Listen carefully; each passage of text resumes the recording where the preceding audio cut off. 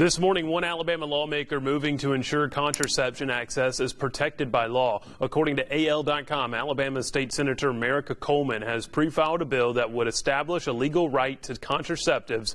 Coleman said, especially in light of the new president-elect, there's an attack on contraception and that she feels that she needs to highlight the issue.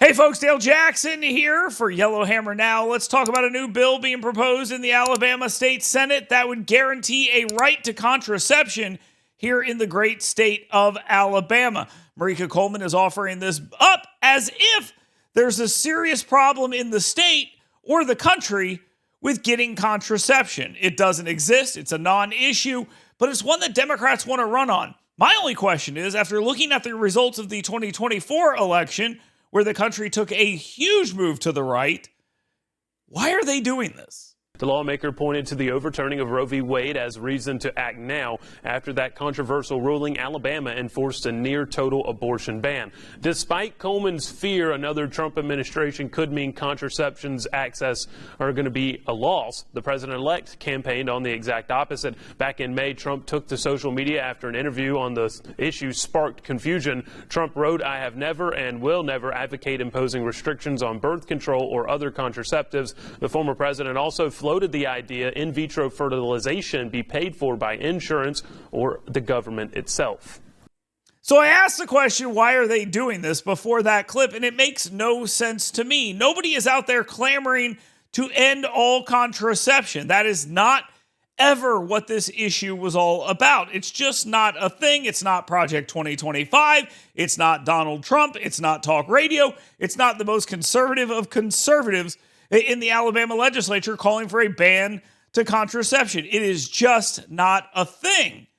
So usually you look at these bills and you think it's maybe a messaging bill, a bill that you put out solely because you want to drive the point home that your opponents are somehow out of touch with reality. But the problem with this is people have spoken on these issues. We were told this was the election that women were going to come out and deliver a victory for Kamala Harris, and it was all about the right to choose, and it was all about abortion, and that's all this was about.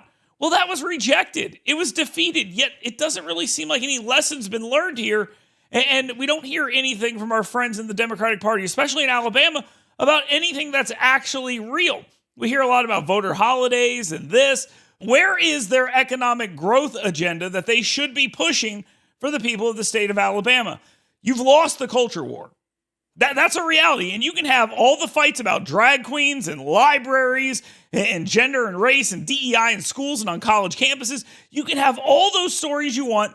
They will be published by your friends in the media, and the people in the great state of Alabama will reject them outright, yet you continue doing it. And there are smart people in the Democratic Party. I know they exist. I'm friends with some of them, and I still don't see a move being made to do smart things. An example is Anthony Daniels' last legislative session led the way on doing away with taxes on overtime. That was a brilliant piece of legislation that's been adopted, or at least talked about, on the national stage. Now, maybe it's been about tips and other things like that, but listen, it's a good idea. Put money in the hands of working people, but it gets drowned out by all this other nonsense that Democrats want to get into. And Alabama Democrats, hello, just heads up here, okay? District 2 is going to be redrawn before the next election.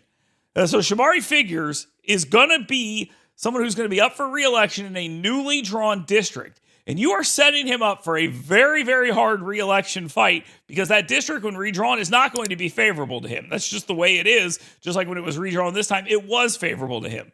You also have a governor's race coming up. All these things are all in our future, and Alabama Democrats have not shown that they have learned anything from 2024 or their decades of decimation that they've been dealing with in the state of Alabama, and stuff like this does not make it seem like they even have any clue what's going on. You continue to push stuff like this, you will continue to lose.